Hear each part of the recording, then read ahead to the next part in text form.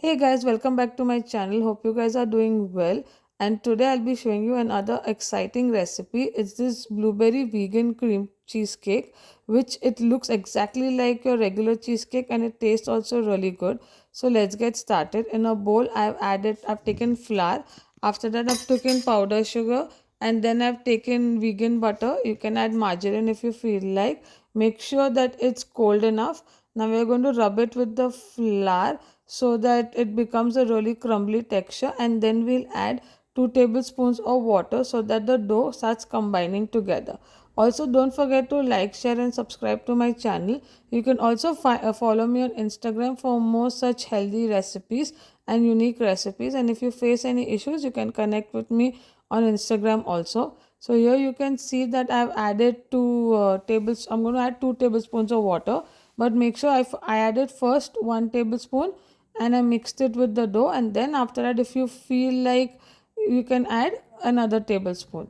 You can even use whole wheat flour for this, but I preferred using maida for this recipe. And we are going to knead the dough very well, and after that I'm going to line my cheesecake tin with this. If you don't want to use this, you can use your vegan cookie also, which you can just make a crumble and add butter to it. So now you can see my ring. It's a 6 inch. You'll need around 6 inch to 8 inch cake ring. I've added for my foil down, and now I'm going to add the dough to it. This ring I really prefer using it because it helps.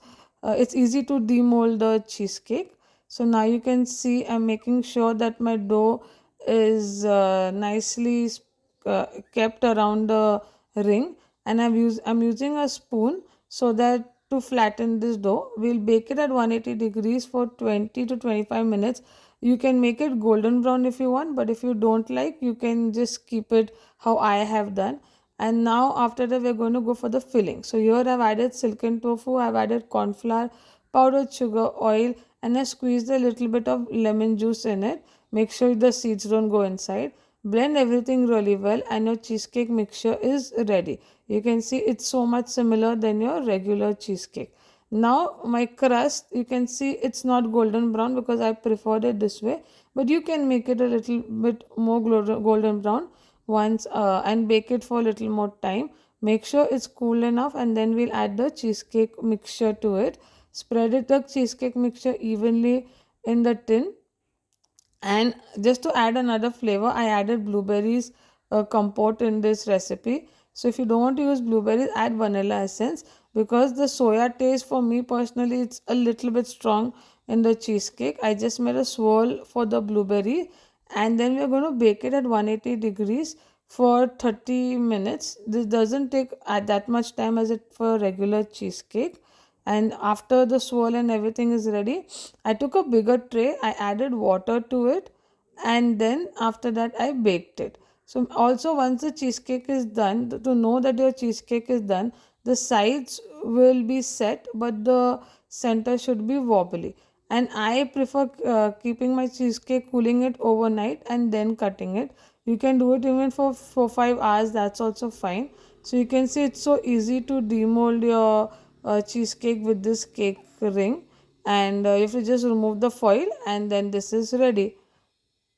And then you can see how beautiful the cheesecake has turned out. If you feel that the crust you wanted more, you don't want it too soft and you wanted more like a cookie based texture, then you can bake it a little more.